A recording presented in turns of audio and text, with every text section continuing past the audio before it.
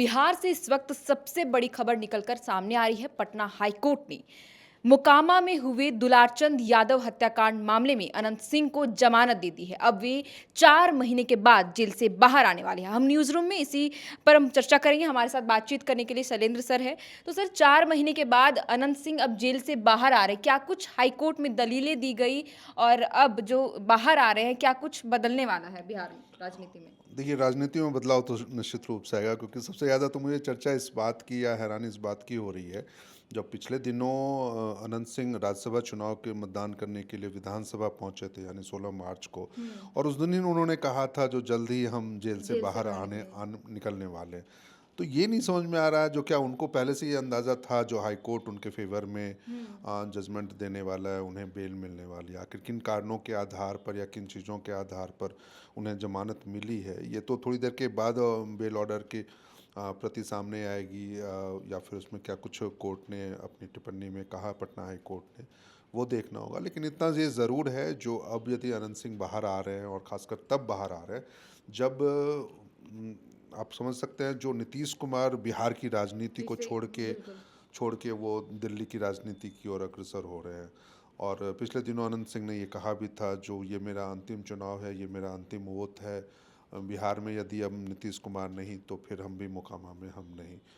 आगे की राजनीति की चर्चा उन्होंने ये ज़रूर कही, जो अब उनका बेटा राजनीति संभालेगा। लेकिन उससे पहले फ़िलहाल अभी 4.5 साल का वक्त बचा हुआ है अभी इस विधानसभा के कार्यकाल में। देखना ये होगा, दिलचस्प ये बात है, जो क्या अब जब अगले 15-20 दिनों में, 1 महीने के अंदर बिहार में जो राजनीतिक परिवर्तन होगा मुख्यमंत्री के चेहरे के रूप में, साथ ही साथ मंत्रिमंडल के रूप में, तो क्या उस मंत्रिमंडल के सदस्य अनंत सिंह बनते हैं या नहीं बनते हैं?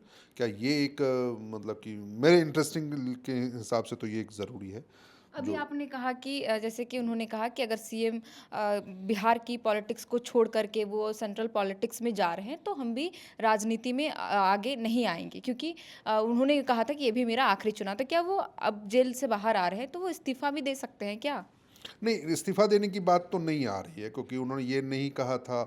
जब उनको उनसे पत्रकारों ने पूछा था या उनकी चीज़ों को लेकर, तो उन्होंने कहीं इस्तीफ़े की तो कोई बात नहीं कही थी। लेकिन उन्होंने ये कहा, जो इस बार का चुनाव वो अंतिम चुनाव था, ओथ जो उन्होंने लिया था बतौर विधायक, और वो भी 2 महीने के बाद उनको ओथ उन्होंने विधानसभा में वो ली थी, शपथ, खासकर जब मुझे लग रहा है शायद ये बजट सत्र के दौरान। तो उस मोमेंट में उन्होंने कभी ये इस बात की चर्चा अब तक नहीं की है, जो वो विधानसभा से इस्तीफा देने वाले हैं। लेकिन ये एक ज़रूर है, संकेत यही है, जो अगली बार जब चुनाव, जब भी 2029 में, 2030 में जब बिहार विधानसभा के चुनाव होंगे, तो वो उस समय तक तो ज़रूर विधायक रहेंगे, और उसके बाद ही उनके परिवार का, चाहे उनका लड़का हो, चाहे बड़ा हो, चाहे छोटा हो, जो भी हो, तो वो राजनीति संभालेगा। लेकिन इतना अब इंटरेस्टिंग सबसे ज़्यादा यही है, जो 15-20 दिन के बाद जो भी राजनीति पर, तो सबसे पहले उनका स्टैंड क्या आता है, वो क्या प्रतिक्रिया किस रूप में रखते हैं अपनी चीज़ों को लेकर के। क्योंकि पिछली बार तो वो चुनाव से जुड़े हुए मुद्दों पे अपनी बातें रख रहे थे, राज्यसभा चुनाव के मुद्दे पर।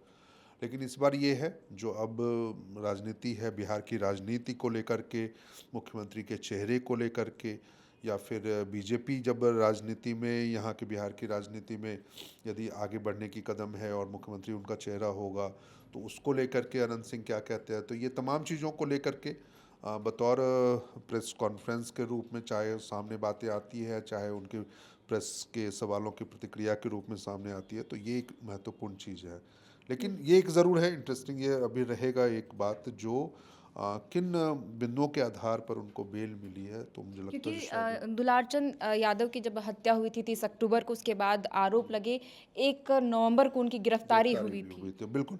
और वो काफ़ी मतलब कि सवालों के घेरे में गिरफ्तारी, क्योंकि लगातार दुलारचंद यादव के परिजन कह रहे थे, जो उन्होंने अपनी आंखों से वहाँ पे आनंद सिंह को देखा है, उनके समर्थकों को देखा है, और लगातार वो दुलारचंद यादव को चुनाव से पहले धमकी भी दे रहे थे, क्योंकि वो जनसुराज के पक्ष में चुनाव प्रचार कर रहे थे, मतदाताओं को प्रभावित करने की अच्छा, कोशिश ऐसा भी कर रहे। कहा जा रहा था सर कि 2 दिन पहले, हत्याकांड के 2 दिन पहले ही दुलारचंद यादव ने अनंत सिंह की पत्नी को लेकर के कुछ आपत्तिजनक टिप्पणियां की थी। वो एक अलग मसला है, यदि वैसी कोई चीज़ें थी, हालांकि वो चीज़ें ज़रूर सोशल मीडिया में भी वायरल हुई थी, तो वैसे कुछ थी, तो आप मतलब कानून व्यवस्था को अपने हाथ में नहीं ले सकते, मारपीट नहीं कर सकते। यदि कर भी रहे हैं तो फिर आप एक कानून का सहारा लीजिए ना, कम से कम।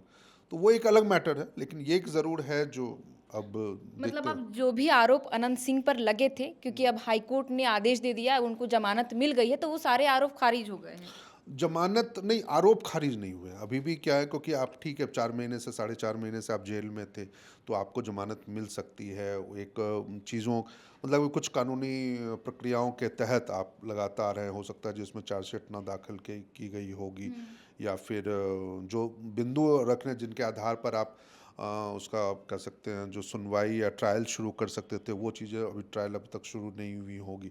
तो पुलिस की कुछ कमियां ज़रूर ऐसी रही होंगी, जांच एजेंसी की कमियां ज़रूर ऐसी कुछ रही होंगी जिसके आधार पर ये इनकी नाकामी रही होगी, चाहे पुलिस की हो चाहे जो भी जांच एजेंसी है उनके, और उसका फ़ायदा ही अब उनको बेल के रूप में मिल रहा है। तो ये एक है, लेकिन हाँ, इस मामले में अभी अंतिम फैसला नहीं आया, अभी सिर्फ उनको जमानत मिली है। जब भी मामले में ट्रायल शुरू होगा, जब भी मामले में चार्जशीट होगा, तो उस समय देखा जाएगा जिनके ऊपर लगे आरोपों में कितनी सच्चाई है और कितनी नहीं है। बिल्कुल, हम साक्षी से भी बात करेंगे क्योंकि वो भी इस खबर को देख रही थी। तो साक्षी, अनंत सिंह के वकील ने हाईकोर्ट में क्या कुछ दलीलें दी थी? देखिए, सबसे पहले तो ये जो अनंत सिंह, ये पूरे बिहार चुनाव के वक्त पे बहुत ज़्यादा चर्चित मामला था। और अब जब उनको ज़मानत मिली है तो साफ 4 दलीलें जो ये थी कि पहला ये था कि अनंत सिंह के ऊपर जो आरोप था कि उन्होंने ही दुलार चंद को जो है बाएं पैर पे गोली मारी थी, एड़ी पे। एक ये सबसे पहला आरोप था। लेकिन जब पोस्टमार्टम रिपोर्ट आई तो उसमें ये था कि लाठी से मारपीट हुई है और गाड़ी से कुचला गया है। तो सबसे पहले तो एक ये दलील रखी गई थी। दूसरा ये था कि जितने पुलिस वाले थे उनमें से मतलब सबका बयान अलग अलग था। किसी ने ये नहीं कहा कि अनंत सिंह ने गोली मारी है, तो इसको एक हटा दिया गया।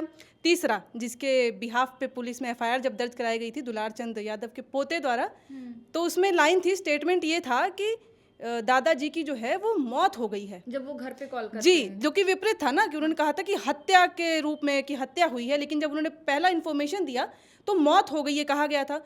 और चौथा, यही जो हर जगह राजनीति में चलता रहता है कि वो एक पॉलिटिशियन है और सबको जीतना है, तो ये अफवाहें हैं, मतलब कि एक तरीके से कि उनको फंसाया जा रहा है, उन पे झूठे आरोप लगाए जा रहे हैं। तो यही 4 जो मुख्य, ये सबसे बड़ा जो इसमें दलील था पुलिस वालों का था कि पुलिस वालों ने जो बयान दिया था, तो इसीलिए। और अब तो खैर अनंत सिंह को अब जमानत मिल गई है, तो इसीलिए उस वक्त पे तो चर्चित मामला था, लेकिन अब अनंत सिंह निकल गए। बाकी सर ने तो पूरी बात बता ही दी है कि क्या कुछ हुआ था। तो ये मुख्य जो दलील थे वो ये सब थे। तो देखिए, हमने विस्तार से बातचीत की, सर ने भी बताया कि आगे जब ट्रायल चलेगा, चार्जशीट दाखिल होगी तो आगे की प्रक्रिया शुरू होगी। लेकिन अभी जो है फिलहाल हाईकोर्ट ने, पटना हाईकोर्ट ने अनंत सिंह को दुलारचंद यादव हत्याकांड मामले में जमानत दे दी है। अब वे 4 महीने के बाद जेल से बाहर आने वाले हैं। इस मामले पर जो भी नया अपडेट सामने आएगा हम आपके साथ जरूर जानकारी साझा करेंगे। तब तक के लिए आप देख रहे थे एयर नाउ। मेरा नाम है शरतन, कैमरे के पीछे मौजूद है हमारे सहयोगी विकास। बहुत बहुत शुक्रिया।